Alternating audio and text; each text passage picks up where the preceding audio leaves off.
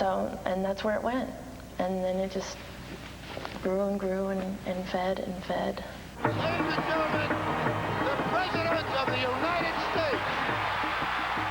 First time I ever looked into his eyes close up and was with him alone, I saw somebody totally different than I had expected to see. And that's the person that's been there at tender moments. And he has been distant and vacant for me for the past few months. On purpose. I don't know why. He's not letting you in. He's not letting you in because it's dangerous to let you in. He let you in, and now he's afraid. He's afraid. Fear is the biggest motivator. She fed my misguided hope for the relationship working out. By giving me a little of what I wanted, it then made me want it more, and it was just a sick relationship. Like, what he's really saying to himself and, like, trying to express to me is, I just don't like you enough. I don't like you as much as I like the other ones. So I made a mistake. I thought maybe I would like you, but I don't like you. Where are you getting this? I don't know. It's just how I feel. That's because you have no self-esteem. I don't think I'm the only person in the world who could have been misled by Linda Tripp. But I don't think there are that many people who could have been misled to the degree that I was. And I think that mainly had to do with the emotional state that I was in at that time. So, I mean, I was like an addict and she was my fix. Why do you think you haven't been having the same access? You seem to believe that all of a sudden it's because he doesn't like me. I don't believe that for a minute, especially given my perspective from a different age than you. I don't see it that way. I see it more as I am going to have my ass handed to me on a platter. None of my other relationships in my life were anything like that at the time. I mean, it was delusional.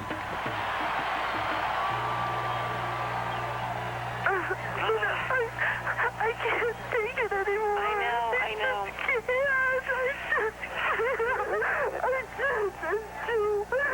It's too much for one person. Oh, it is too much for one person. Yes, it is. I mean, to hear myself so vulnerable, and to have opened myself up to someone like that, and to be crying in a way like that you don't cry in front of a lot of people that way. Like, you'll cry, you'll tear, you'll boo-hoo, but I mean, like wailing, animalistic, heaving crying that I'll do in front of so few people. And to have done that and to have had it tape recorded, I mean, I just wanted to just disappear. How would you feel if someone did to your daughter what you did to Monica? I would thank them. You would thank them? Absolutely. Why? Because again, the public has no clue. The public has absolutely no idea what Monica endured. Are you saying President Clinton abused Monica? Absolutely. Emotionally abused Monica and discarded her.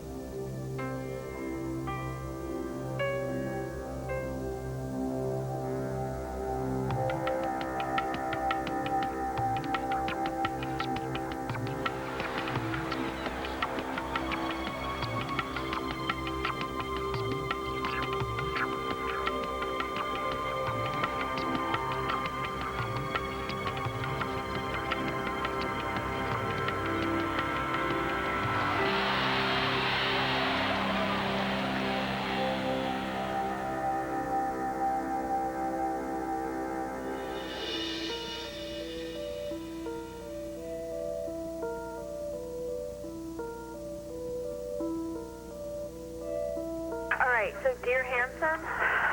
Is there anything else you call him? No, why? You hate it? Oh, it's just kind of like another enough already thing. Well, I don't know what else to call him. I don't have to put a dear anything. I could just start the note. I would leave it off. Now, read the whole thing again. I don't think it has a nasty tone at all. It has been made clear to me that there's no way I'm going to be able to come back to the White House despite your best effort. I understand the difficulty. While I understand why it's not possible for me to return, I need you to help. Comma. No, comma. Right. I need you to understand that it's time for me to leave, and I need your help. Yes, period. I don't have the luxury of time anymore, period. Yes. I'd like to ask you to help me secure a position in New York beginning 1 December. Yes. What do you say after that? Nah, I have nothing. Can I say, please don't let me down? Yes, of course you can say, please don't let me down. In fact, before you say that, you might want to say, I hope and pray that this is a solution that may work out well for both of us, or something to let him know that you can be at peace with this, and so can he.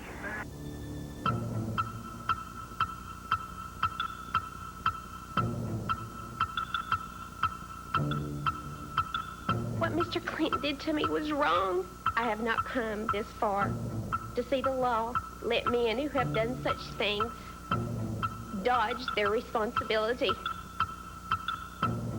In a sexual harassment suit, like the Paula Jones case, her right to trial was somehow more important than my right to privacy.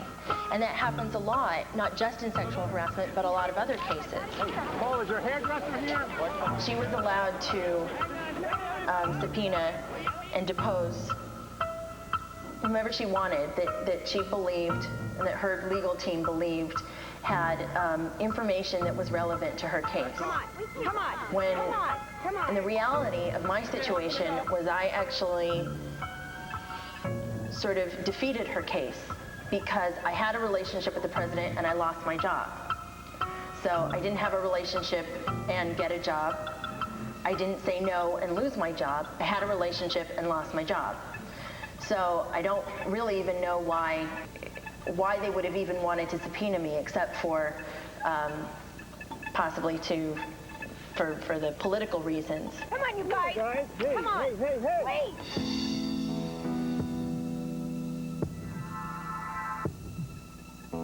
I would rather let them say something bad about me than get into a whole thing, because you know what? I have zero respect for Paula Jones because she is causing trouble to this country. Kathleen, I have zero respect for that. I have zero respect for people like that, and I would never do it. I don't care if they get out there and say I'm a crazy person who is chasing him. I don't care. That is what they would say. Well, then that's what they'll say. And anybody who says anything to the contrary, be it my friend or not my friend, I will deny it.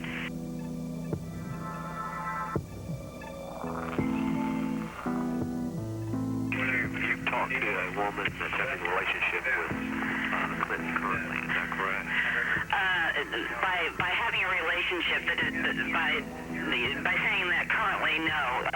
It's in the process of ending, let's say. But it's been ongoing for 2 years. Okay. And the girl will deny it to her dying breath. She is very, very angry with him because of the way he's handling this, but would rather martyr herself in a way rather than expose him.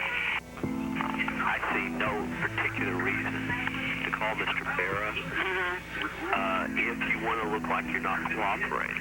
I need to look hostile. I understand. My livelihood is at stake here. I would suggest that a subpoena drop on your doorstep out of the blue.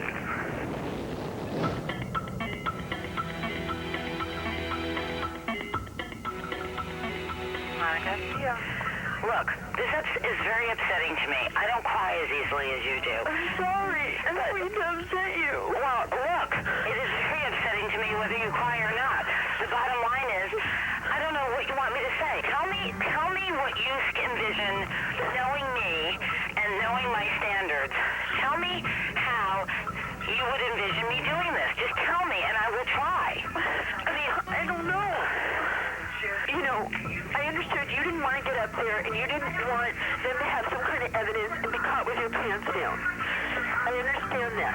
But I'm not convinced, and I don't think you should be convinced that there's nothing there. But they can't have anything. Even if they bring someone, they could bring somebody up, and all I have to say is, look, it didn't happen. This person is politically motivated. told no one. Nobody saw anything, so nobody could know. Monica, the point is, they got your name and a specific. They got the, you know what, in the subpoena. Someone has told them something.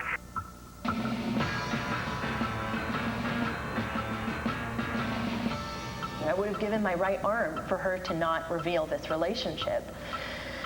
And I mean, up until this point, at the crazy place I was emotionally in my head, I mean, I was willing to sort of risk it all for my love for the president, I mean, which is just so fucking stupid.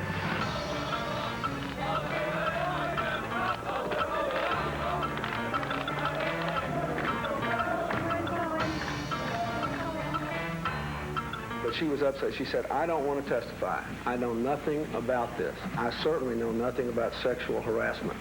Why do they want me to testify? And I explained to her why they were doing this and why all these women were on these lists, and people that they knew good and well had nothing to do with any sexual harassment.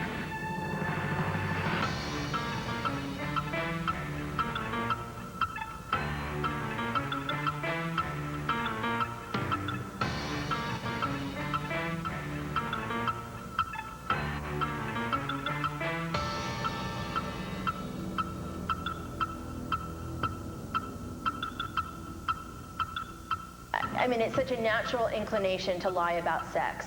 A lot of us lie about sex, not just in legal circumstances, but in social circumstances as well. And you may even argue that it's almost a perjury trap to ask someone about their sex life, because most people's inclination is to lie. It's something that's considered so private that we may choose to reveal that information in a private circumstance, but not something that we want to reveal in a court hearing. Ms. Tripp brought this to the attention of Ken Starr, the Whitewater special counsel, who then got permission to expand his investigation to look into whether Mr. Clinton and Vernon Jordan, one of the president's closest friends and a Washington lobbyist, whether they asked this young intern, Monica Lewinsky, to lie.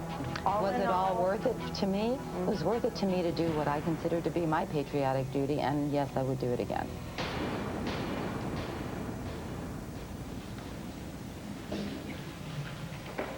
Can you tell us about being detained by the FBI? Okay. I had been desperately trying to get Linda to change her mind about being forthcoming about my relationship with the president in her testimony in the Paula Jones case. And we met at Pentagon City Mall in the food court. We were supposed to meet at 1, and she was late, and I was incredibly anxious, and I saw her coming from Pentagon City Mall. The food court is on the bottom level, and it's an open mall that has, I think, 4 levels. So I could see her coming from the 2nd level to go to the escalator to come down. So I started to walk over towards her, and she walked over here, and I met her, and she motioned behind her, and Agent Fallon and Agent Irons stepped forward and flashed their badges at me and told me that I was in trouble, that the FBI was investigating issues or matters related to the Paula Jones case, and that they wanted to talk to me about this matter. They had lawyers upstairs in a hotel room, and they just really wanted to talk to me and give me an opportunity to decide if I wanted to cooperate and help myself, because I was in trouble. So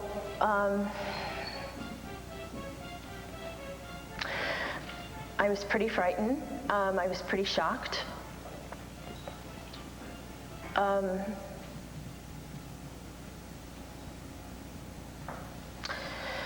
I started to cry. Linda tried to hug me. And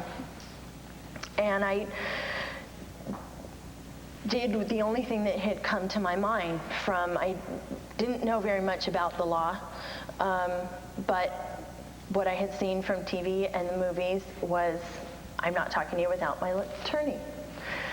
And they said, well, that's fine. Agent Irons said, well, that's fine, but you should know that if your attorney's present, we won't be able to give you as much information. You won't be able to help yourself as much. So, it's... Why is that funny?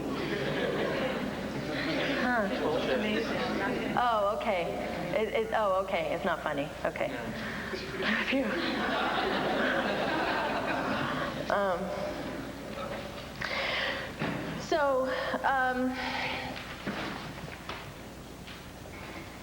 I didn't know what to do because I kind of, you know, in the movies and TV, after the person says that, they always say, "Oh, okay."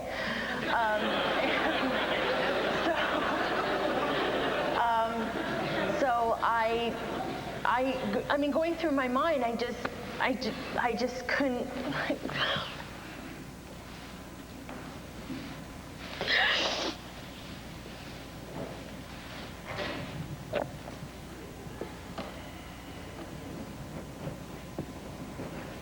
We're on your side, Monica. Thank you.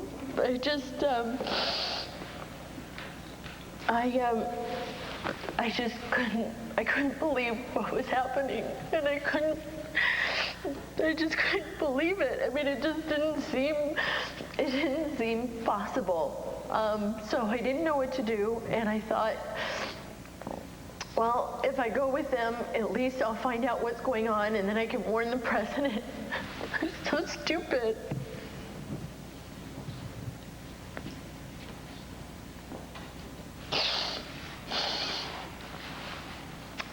And so I agreed to go, and we went up the escalator and into the hotel. We went into this hotel room, and there was an adjoining door there, and then Mike Emmett came in, then told me that Janet Reno had sanctioned Ken Starr to look into matters related to the Paula Jones case, and that they knew I had signed this false affidavit and that I was in serious trouble.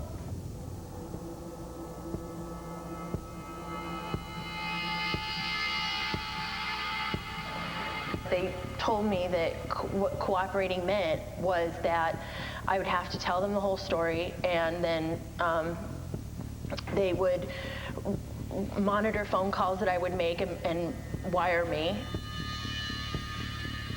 and have me go see Betty Curry and possibly Vernon Jordan and the president. Well, actually, no, definitely Vernon Jordan and possibly the president.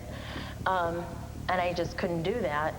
So they just started to talk to me about what I was going to be charged with.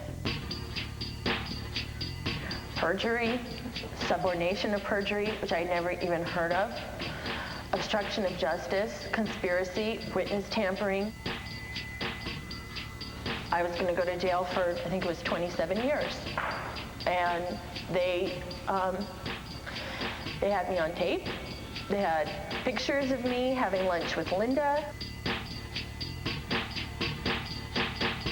I also had made Linda Tripp stay in the room in the beginning because I just wanted that bitch to see to just see what she had done. I don't think the full extent or even a big portion of betrayal set in anywhere that day. I think it was just anger. It was just pure anger. Because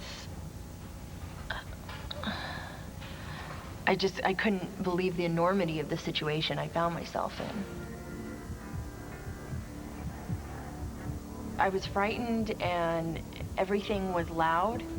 Everything was loud in my head, and it was like I could hear every organ working, it seemed like, and yet outside was silent. It was just crazy, and I was hysterical, and I cried, and I wanted to die, and I mean, I just felt that my whole life was ruined. I couldn't imagine the president's face when he was going to hear that all this had happened, and I couldn't imagine my family having to see all of this and hear all of this, and I was going to go to jail. And I know, I mean, it's like so many people always come up to me and they say, oh, you weren't really going to go to jail.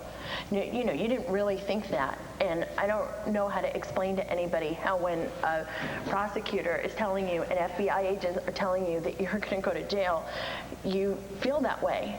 And you don't, you know, arrest and put you in jail.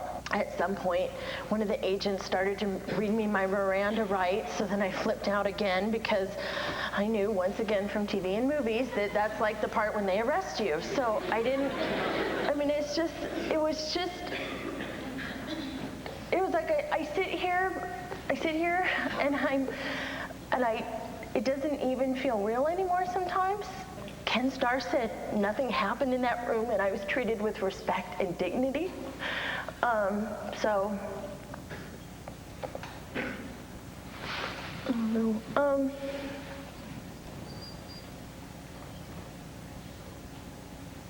but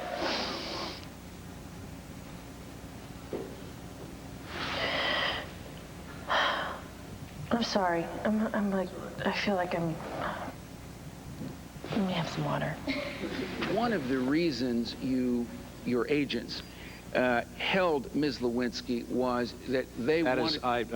I have to interrupt. That premise is false. I was not meaning to be offensive. Let me rephrase. That is false, and you know it to be false. Well, I'll rephrase the question. She was not held. During her sojourn with your agents. Well, the Ritz-Carlton is a very pleasant place to have a sojourn.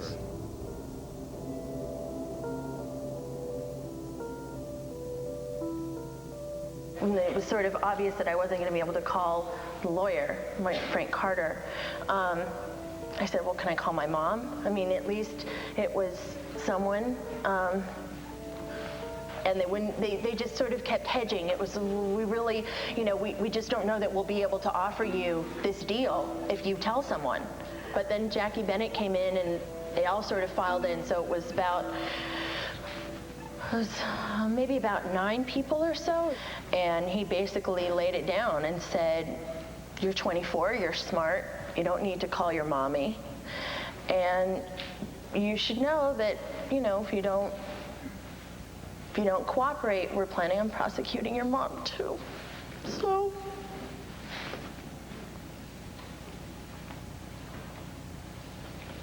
So I broke down again, and they finally let me call her, and then they let my mom come down, and waiting for her to get there, it was bad weather and it took a long time.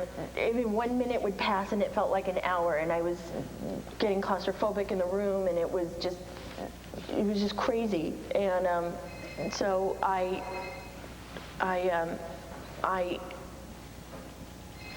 tried to change tactics with them. You know, maybe if they see me as a person, they won't prosecute me. So if I'm charming and I'm funny and I'm nice, they'll decide that they can't do this. And so we walked around the mall, we went to dinner.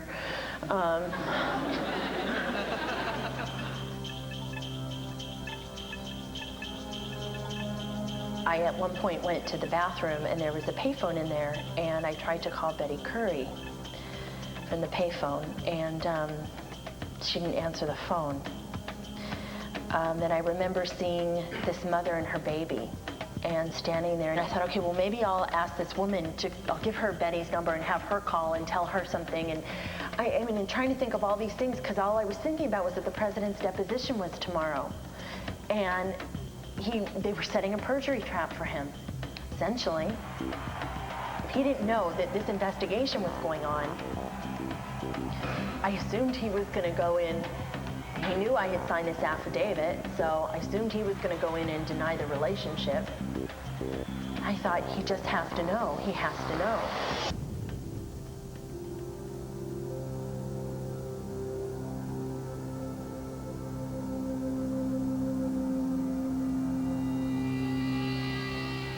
Around 10:30, my mom got there, and And she was like this angel walking in the door.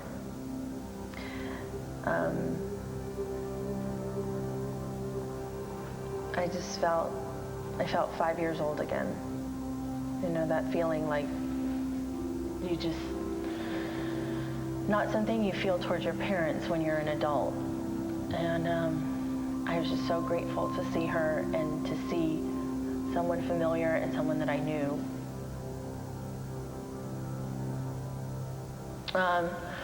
My mom called my dad. My dad had been out at this meeting in California. He knows nothing of what's going on. They're threatening my mom. They're, who's back there?